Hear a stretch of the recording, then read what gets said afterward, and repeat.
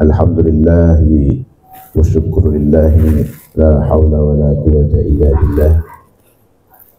Allahumma salli wa sallim wa karim ala sayyidina wa habibina wa syafi'ina wa qurrati a'yunina wa maulana Muhammadin wa ala alihi wa sahbihi wa man tabi'ahum bi ihsanin ila yaumiddin. Subhanaka la ilma lana illa ma 'allamtana innaka antal alimul hakim.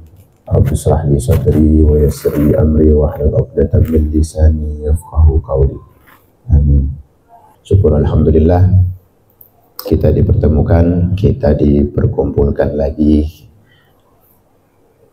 bersama dalam rutinitas kajian dan zikir berjamaah di kantor Bapak Yana Mulyana, dengan harapan majelis zikir kita, majelis ta'lim kita diberkahi dan diberikan selalu rahmat, perlindungan dan diberikan auniyah dari Allah Subhanahu wa ta'ala untuk kita, untuk masa depan kita, untuk dunia akhirat kita. Alhamdulillah wa syukurillah, kita baru aja melepas suasana yang begitu sakral, yakni 10 hari pertama bulan Dzulhijjah. Kita masih ada di dalam bulan Dzulhijjah. Di sini harus kita cermati bahwa keberadaan kita di bulan haram, di bulan yang disucikan oleh Allah Subhanahu wa ta'ala adalah rahmat, adalah karunia yang besar. Karena adanya kita di bulan mulia, kita diperkumpulkan, dipertemukan, dibuka, kita punya kesempatan amal ibadah, catatan kita untuk beribadah kepada Allah Subhanahu wa ta'ala, untuk berzikir, untuk mengisi hari-hari ini dengan kegiatan-kegiatan mulia. Ini yang tak terlepas dari ungkapan syukur kita selalu pada Allah Subhanahu wa ta'ala. Karena atas karunia-Nya lah kita digerakkan untuk bisa hadir, untuk bisa duduk, untuk bisa mencoba menata hati kita, niat kita untuk ibadah kepada Allah Subhanahu wa ta'ala, berzikir dan bertaklim. Maka dari itu Al-Fakir ingin mengingatkan lagi untuk meluruskan niat kita, terutama kita berada di malam Jumat, di malam Sayyidul Ayyam, ya. Ini bagian dari ibadah yang mulia. Kalau udah zikir di malam yang mulia, di hari di mana Allah memuliakan detik-detiknya ini, tidak lain hanya untuk memberikan cahaya kepada hambanya yang mengingat. Ya, cahaya itu sampai kepada orang-orang yang membuka ruang itu. Kalau yang enggak, ya ketutup. Kayak istilahnya wadah toples itu, atau wadah kalau ketutup gimana mau kena cahaya ilahi. Tapi kalau dia ngebuka, maka ruang daripada hati, daripada jiwa setiap hamba ini terang kembali. Itu bagi siapa yang ingin membukanya. Kalau kita hadir di sini, kita niatkan untuk mengisi kemuliaan-kemuliaan waktu, nah ini akan dibuka oleh Allah Subhanahu wa ta'ala. Ketika kita hadir, dikasih kesempatan, walaupun ada yang sengaja, nggak sengaja, ada yang niat benar-benar udah beberapa hari nggak ketemu. Nah, ini bentuk rahmat dari Allah atas rezeki waktu, kesempatan. Nggak mungkin kita dikumpulin kalau nggak atas izinnya. Makanya senantiasa ya kita bersyukur, alhamdulillah, diingetin lagi, alhamdulillah, kita nggak bosan-bosan lagi, dinasehatin lagi, dibacain lagi zikir-zikir hati kita, biar kebuka yang tadinya ketutup, mulai kebuka lagi. Kadang-kadang hati itu bagaikan kuncup bunga yang mekar bisa mekar, yang enggak ketutup lagi, rapat, enggak bisa ada harum-harumnya. Nah, karena memang kita mempunyai jiwa ini, perlu ada siraman-siraman, maka kita datangi. Jangan kita standby nungguin, tapi coba datengin, berjuang, ya, langkahkan kaki kita ini untuk senantiasa bisa mengisi kemuliaan-kemuliaan detik-detik waktu. Karena dari yang sekian banyak kita lalui, kira-kira banyakan mana ama alpanya, kira-kira banyakan mana ama lalainya. Ya, ini kesempatan, ada undangan aja, ada rutinitas aja, ya. Tapi kalau nggak ada rutinitas, kira-kira kesambi sama apa waktu kita ini sekarang? Ini udah bisa ketebak, ya. Bisa kesambi sama apaan biasanya? Paling ngobrol sama teman, ngopi di rumah, ngopi di tongkrongan, ya. Ya keisi sama hal-hal yang sifatnya ini sia-sia banyaknya. Makanya untuk menggugah itu kita perlu ada dorongan melawan hawa nafsu, kebiasaan jelek, kebiasaan yang memang akan berhamburan kemana-mana dari waktu. Kalau ada panggilan, ada kesempatan. Kalau tidak ada, kita yang bergerak sendiri. Ini karena ada apa ya, sentilan. Ada majelis noh, gitu. Ada rutinitas kita noh. Yuk belajar istiqomah. Yuk belajar datengin. Ini karena ada sentilan. Kira-kira kalau nggak ada gimana? Itu kita bisa bayangin. Libur aja dari sekolah, apaan yang kita buka? Kalau bukan hiburan. Masa iya liburan sholat juga pakai dibikin apa? Dibikin maksiat. Oh, lagi uzur nih, nggak bisa bangun, udah nggak perlu sholat dulu, kan enggak. Wajib, yang namanya sholat nggak boleh ditinggal, ya. Nah, ini sebagaimana kita ingin melazimkan diri kita untuk mengisi kemuliaan waktu. Lazimkan diri kita untuk ngisi sama belajar. Belajar bukan cuma urusan dunia, sama agama kudu kita lempengin, karena hidup kita sama agama diaturnya. Jangan jadiin agama cuma hampiran semata waktu doang, ya, sepatah-sepatah doang. Kalau lagi sakit kita baru ingat, kalau lagi susah kita baru ingat, kalau ada ujian-ujian besar baru kita ingat tuh sama agama. Yang paling parah lagi apa? Ingetnya pas mati doang, itu pun orang yang ingetin, orang yang ngadain, tahlilan noh, takziah noh. Yang mati mah kagak. Kadang-kadang nauzubillah min zalik. Jangan sampai kayak begitu. Jadi datengin agama ini jangan pada posisi patah-patah doang, ya. Jangan pada posisi kita lagi terpaksa doang baru kita ingat. Nauzubillah min zalik. Ya, kita minta perlindungan dari Allah Subhanahu wa taala agar senantiasa kita mengingatnya, kita mengikat diri kita dengan kegiatan-kegiatan yang memang dicintai oleh Allah dan Rasulnya, supaya kita dianggap menjadi umatnya, supaya kita dianggap menjadi hambanya. Karena selagi hawa nafsu itu menggerogoti kita punya jiwa, tapi kita hadirkan juga apa tuh, vaksinnya, antinya. Kalau emang rada-rada susah dikit, getok diri kita. Ingetin nama kanan kiri, saudara kita, bini kita, lu ingetin ya, lu sumpahin aja gua, kalau emang gua nggak jalan, gitu. Itu namanya getok diri. Gue emang kudu digetok nih, gue emang kudu dikagetin. Ini adalah sesuatu yang menjadikan kita ini terdorong lebih kuat lagi. Jangan sampai ujian besar nanti baru lu ngingetin gua.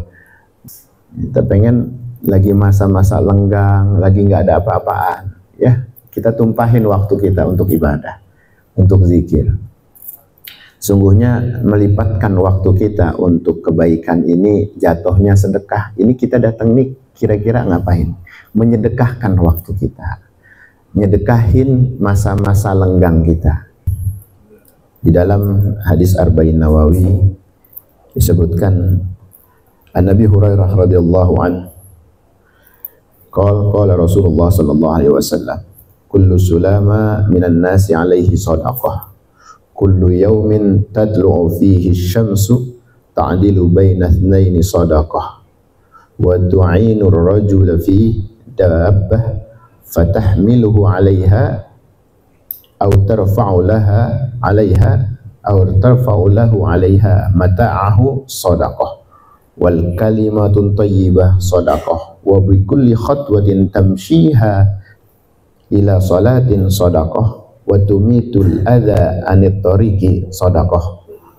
Muttafaqun alaih, rawahu Bukhari wa Muslim. Dari Abu Hurairah radhiyallahu anhu, dari Nabi sallallahu alaihi wasallam, Rasulullah bersabda, setiap anggota tubuh manusia itu wajib disedekahi. Setiap anggota tubuh kita nih, ruas-ruas badan kita itu wajib disedekahi. Salah satunya apa? Setiap hari di mana matahari terbit lalu engkau berlalu atau berlaku adil terhadap dua orang yang sedang bertikai, itu pun adalah sedekah. Engkau menolong seseorang yang berkendara lalu engkau bantu dia menaikkan kendaraannya atau menaikkan barang-barangnya, mengangkatkan beban-beban yang ada, itu juga bagian dari sedekah. Ya. Ucapan yang baik itu adalah sedekah. Setiap langkah ketika engkau berjalan menuju sholat 5 waktu kita, ya, kita mau ke masjid kan ngelangkah, itu juga dihitung adalah sedekah, ya. Dan menghilangkan gangguan dari jalan yang sering, yang ma'ruf kita dengar, mindahin batu, mindahin duri, mindahin jarum yang ada di jalan, itu juga sedekah. Berarti luas arti dari sedekah, ya. Kita tahu di hadis yang lain, bagian dari nikmatnya seorang yang sudah tiada besok, ya, itu adalah nikmat yang hadir dari 3 perkara. Ya, ini bil makna aja, apa yang kita sering tahu, anak soleh yang ngedoain, ya, amal jariyah, ya, sedekahun jariyah juga amal jariyah kita, juga akan menjadikan bentuk rangkuman kebahagiaan besok waktu kita udah nggak ada. Ilmu yang bermanfaat, bagian juga dari bekal yang besok kita akan ambil. Nah, situ. Maka di sini hikmah dari hadis yang memang diuraikan tadi, salah satunya kita bersyukur kepada Allah Subhanahu wa taala atas badan kita. Ya, setiap sendi-sendi kita ini kudu disedekahin. Sedekahnya gimana? Ya gerakin sama ibadah. Kagetin yang kita bilang tadi. Ya terutama sholat duha, karena memang di dalam sholat duha itu adalah sedekah untuk badan kita, dari ruas-ruas persendian kita. Itu bentuk syukur kita untuk mensedekahkan ruas badan kita, tulang belulang yang ada di dalam tubuh kita. Supaya apa? Supaya tidak sia-sia ketika tangan kita masih bisa bergerak, jari kita masih bisa kita kepel-kepel, mata kita masih bisa kedip-kedip. Nggak ada ruang sia-sia, kita isi sama ibadah. Karena kesia-siaan itu akan terbackup atau terhapus atas ibadah mulia. Allah lipat gandain kalau kita tahu ilmunya. Allah lipat gandain dari kealpaan-kealpaan kita selama ini. Dosa-dosa kita yang emang berhamburan dari kotoran-kotoran tubuh kita, yang memang akibat, ya, akibat gerakan, pikiran, mata, mulut, napas kita. Kalau kita bawa sama ibadah, kasih sedekahnya. Nah sekarang kalau udah ngamalin, istiqomahin supaya kita nggak balik lagi sama dosa-dosa masa lalu. Bukan abis gitu ngerasa 0-0, abis ini gue dosa lagi, udah kehapus kemarin. Lah, ente udah mau masuk surga, itu namanya ketarik lagi. Udah pengen kebuka pintu keberuntungan, ente tarik lagi kesialannya. Nauzubillah min dzalik. Paham? Jadi di situ, kalau kita udah dapat hidayah dari Allah, dapat ilmu, dapat pencerahan atas amal ibadah, sedekah tubuh yang kita gerakkan untuk ibadah, jalani, jaga, istiqomahin, karena itu akan mendatangkan keberuntungan. Kita dari dulu pengen banget hajat kita dikabul. Kita dari dulu pengen banget cita-cita kita direstui oleh Allah, diberikan kemudahan. Tapi ketika ada rumus-rumus kayak begini nggak mau dijalanin, gimana modelnya? Nggak perlu melibatkan orang banyak, cukup diri ente sendiri sama Allah. Nggak perlu. Kalau udah tahu ilmunya. Jadi ibadah akan terasa nikmat kalau ilmu itu kita resapi dan kita ketahui. Oh, hari ini aku belum bersedekah kepada badan. Kalau kewajiban mah emang udah mestinya. Karena kita diberikan hidup oleh Allah dalam nuansa Islami aja, itu udah bagian dari nikmat yang harus dibayar dengan harga yang mahal. Apa itu? Sholat 5 waktu. Nggak usah pakai ditanya itu mah. Wajib ente jalanin. Itu aja mengandung keberkahan, mengandung keberuntungan. Apalagi sampai sunnah-sunnahnya kita kerjain. Salah satunya kita bersedekah atas waktu kita, atas tubuh kita tadi. Jadi supaya hajat-hajat kita dikabul, keinginan kita yang selama ini masih ketutup nih, terhijab, mulai kebuka. Ya Allah, bener ya. Kalau kita nggak punya sedekah duit, nggak gablek ya, kita sedekah paling 2.000, 3.000, apaan sih sentuhannya? Ya kita gerakin tubuh kita untuk beramal. Gerakin, kagetin, capein diri kita. Males sih bangun misalnya, kalau tengah malam untuk tahajud, kagetin. Ente mau jadi orang kaya apa enggak gitu? Ente mau jadi orang sukses apa enggak? Dikit lagi pintu villa buat ente diambil nih sama ente nih. Dikit lagi, tibang bangun doang untuk terima apa? Bukan terima DP ya? Udah terima jadi, udah. Nih. Udah taken kontrak, udah. Wudunya. Tapi gara-gara kita membelain males kita daripada gerakan kita, nggak jadi, keulur lagi. Nah, ini gambaran, kiasan kita bahwa ibadah kalau emang udah di depan mata, ya, kalau udah ketahuan banget fadilahnya kok nggak diambil, itu mirip kayak orang mau dikasih rumah, mau dikasih mobil nggak jadi, ya tarik ulur karena nggak kelihatan, masih kehijab. Ini kan sebetulnya udah sedikit ngebuka ruang hijab itu. Ini maklumat ini sekarang ini malam, ini ngebuka dikit, masih nggak mau juga, kebangetan. Lapisan-lapisan hijab itu udah mulai kebuka sebetulnya. Ente pengen dikit lagi nih, pengen kaya. Ente dikit lagi pengen dapat jodoh. Ente dikit lagi pengen sukses, naik pangkat. Tiba ngebuka dikit doang, nggak mau ngejalanin, belain malesnya. Nggak ada orang naik ke atas itu bisa ngelihat pemandangan tanpa adanya perjuangan. Nggak ada, nggak mau berjuang aku. Naik lift, emang ente siapa? Bos. Dinaikin gitu pakai awan kayak Son Goku. Son Goku pakai ilmu apaan tuh? Kan bukan, kita itu bukan kayak Naruto yang bak udah tahu udah bisa begitu. Lah Naruto sendiri kalau kita ngelihat kan berjuang, dia belajar dulu ya kan. Di kartun aja diajarin, kagak ujuk-ujuk jadi. Kagak. Jadi di sebalik kita sebetulnya kita memiliki peranan jagoan masing-masing. Ente jangan lihat, oh itu mah nabi, itu mah ustadz, itu mah kiai, kita mah beda. Lah, masing-masing kita ini dikasih peranan oleh Allah untuk menjadi jagoan, cuma kitanya aja yang ogah. Kalau kita ngelihat Naruto kan tuh katanya ada titisan apa tuh? Serigala api. Kita dulu pernah kecil soalnya. Kita tahu. Kalau ngelihat Son Goku ada keturunan tuh apa? King Kong. Kalau kita ngelihat Superman, ya kan, karena emang dia diturunin, itu kan cerita-cerita khayalan yang harusnya menjadikan gambaran buat kita. Kita ini bukan khayalan, kita ini nyata. Laqad khalaqnakum fi ahsani taqwim. Kita ini nyata, beneran, bukan khayalan. Yang Allah kasih keberuntungan, ente bisa jadi jagoan, ente bisa jadi hartawan, ente bisa jadi orang yang mulia kalau ente jalanin. Kita bukan khayalan, kita beneran. Ngapa terus kita minder sama hal-hal yang nyata? Nah, lucu kan? Udah dikasih tahu bocorannya masih nggak mau juga.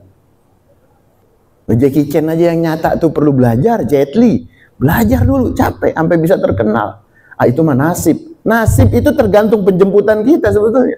Dia ngejar duniawi, kita ngejar ukhrawi. Kalau emang dunia dibuka sama akhiratnya dibuka, lebih hebatan kita. Jauh lebih jagoan kita daripada orang-orang yang memang urusannya dunia. Ini dikasih bocorannya sama Nabi. Makanya kita jangan kecil hati. Dikala kita beramal, dikala kita ingin bersedekah, mandiri sendiri, nggak ketahuan aja, Allah apresiasi. Allah kasih upahnya. Minimal banget, hati ente tenang. Itu minimal udah. Ada orang habis sedekah, habis sholat tahajud gelisah. Kan nggak ada, yang ada tuh tenang. habis nyenengin orang, senyum aja sama orang, orang balas senyuman, nikmat banget rasanya. Dia nggak balas aja nikmat rasanya, coba itu senyum. Jangan diri-dirian, ada temennya. Senyum diri-dirian nggak apa-apa, kalau kita atas nikmat Allah nggak apa-apa. Kalau di depan orang senyum-senyum nggak jelas kan juga dibilang apa. Tapi senyum ada hadapan yang membuat kita itu nikmat untuk mendapatkan apa, penyambutan. Gitu. Kalau ada temen yang kalau disini gimana kabarnya, masya Allah, ente makin ganteng aja. Ente ngibur itu dengan kalimat-kalimat yang baik. Itu sedekah. Kita tahu yang kulitnya udah kisut, udah tua, masih kita kata gitu aja. Tapi minimal ketika dia terhibur atas apa? Atas sapaan kita. Lah nikmat rasanya. Sebagaimana nikmatnya orang memuji kita. Pujian yang tidak membuat kita apa? Jumawa, membuat kita tinggi hati. Bukan. Kita tahu diri kita udah tua, kita tahu diri kita udah sepuh misalnya. Dikata nikmat aja awet muda ente, masya Allah makin ganteng aja tiap hari. Kita tahu kekurangan kita. Tapi kenapa senang sih? Kenapa senang sih dibilang begitu, dipuji begitu? Karena ada kenikmatan kata-kata yang baik kita dengar. Itu antara kita manusia. Gimana antara hamba kepada Tuhannya coba? Coba kita telah, ya Allah, bersyukur aku kepadamu, senyum kita kepada Allah atas semua nikmat dan takdir yang telah diberikan kepada kita. Gimana kira-kira? Dengan keadaan sendiri kita bangun, dengan mendengarkan nasihat, menelaah nasihat, habis itu kita tergugah sama nasihat. Apa enggak Allah makin senang? Ya Allah, aku titipkan engkau di dalam majlis, lalu kau amalkan setiap risalah yang terdengar. Allah yang senang. Bukan guru mah nomor 2, teman nomor sekian. Orang tua mungkin apa atau bos ya, kalau di sini ada bosnya, nomor sekian, tapi Allah yang paling senang. Kujadikan takdirmu baik di sana untukmu, lalu kau sambut dengan kesendirianmu kepadaku. Allah senang banget disambut begitu. Jadi orang-orang ini cuma akibat doang, sebabnya itu kita. Kalau kita mau pakai ilmu. Nah ini kan Al-Fakir sampein biar ngapa? Mau dapat apa dari kan enggak, cuma menyampaikan risalah apa yang Nabi sampaikan, yang memang harus kita dengar dari Nabi. Cuma nabinya kapan? Enggak ada, udah lama, tapi risalahnya masih tetap ada. Nah ini Nabi pengen kita ini dengar, supaya kita merasakan nikmat besok bersama sama beliau. Jadi kalau ada risalah-risalah baik, pakai, jangan nggak dipakai, dengerin, hayatin. Kesempatan ini terus berkurang dari umur kita yang menggerus setiap nasib kita. Entah nasib kita gimana besok kita nggak tahu. Orang nih mau gaplok kita tahu bisa nangkis. Tapi yang namanya gaplok kan tetap aja kan benturan keras. Kita udah tahu tawakal sama Allah itu adalah kekuatan yang hakiki. Tapi yang namanya nyata kita hadapin secara fakta, itu juga akan mengurangi kalau kita tanpa persiapan. Kita tahu banget teman kita bakal begini-begini gitu. Tapi ketika kehadapan nyata di depan kita ini berinteraksi, kan beda. Makanya jangan kita mengabaikan nasihat-nasihat. Ya, kita ingat ini risalah datang dari Nabi. Ya, ini ilmu datang dari Allah. Kita dikasih kesempatan dengar, mata kita ngemelek nih, ngelihat, kuping denger. Persendian kita menjadi saksi. Besok minta disedekahin, kira-kira kita mau lakonin apa enggak? Begitu doang. Baiknya bukan ya untuk Al-Fakir, bukan untuk kita semua. Ilmu manfaat itu kan hakikatnya untuk kita, bukan apa? Ya, bukan untuk orang lain. Besok yang ditanya amal itu kita. Gimana amal ustadzmu? Gimana amal kiaimu? Gimana amal teman-teman? Enggak. Amal kamu gimana? Ketika ada waktu kamu diperdengarkan, berubah enggak? Tergugah enggak? Itu yang bakal ditanya. Kira-kira besok jawabnya gimana? Mulut kita udah kekunci, badan kita semua yang akan bicara. Wa qalu li juludihim lima syahidtum alaina. Qalu antaqanallahu alladzi antaqa kulla syai'. Di dalam Al-Qur'an Allah berfirman, aku akan gerakkan mereka semua untuk bergerak, untuk bicara. Sampai kulit bisa ngomongnya. Karena Allah memberikan dia kemampuan untuk bicara. Kalau kita nggak hati-hati, diaduin. Kalau orang, lu jangan ngomong-ngomong. Kalau kulit ngomong, kita mau ngapain gimana coba? Ngapa ngadu-ngadu? Kita dibarengin sama dia selama hidup kita. Gimana kalau kita jarang-jarang sedekahin persendian kita, kulit kita? Hah? Badan yang nempel sama kita, gimana kalau kita nggak sedekahin? Coba, kira-kira apa yang dia bakal persaksikan besok di hadapan Allah? Ngeri kan? Kalau kita bayangin itu, ya Allah. Ketika ini ada, sadari diri kita. Taubat yang banyak. Banyakin taubat, banyakin istighfar, salat taubat kita. Itu yang akan membuka keberuntungan kita, akan hidayah Allah. Petunjuk Allah ini bakal datang sama kita. Kalau kita lagi sering datang, kita lestarikan lagi, ya Allah, alhamdulillah, alhamdulillah. Semakin kita bersyukur atas nikmat ilmu, Allah tambah lagi tuh. Bersyukur atas nikmat sedekah, Allah tambah lagi. Besok bukan duha doang ente, tahajud, bangun. Sunnah qobliyah, ba'diyah ente ngelakonin. Ditambah lagi sama Allah. Kalau disyukurin. Tapi beda kalau dikufurin. Allah nggak bakal jatuh miskin ente nggak sujud. Enggak. Nggak bakal hilang kemuliaannya, enggak. Kita yang bakal hina.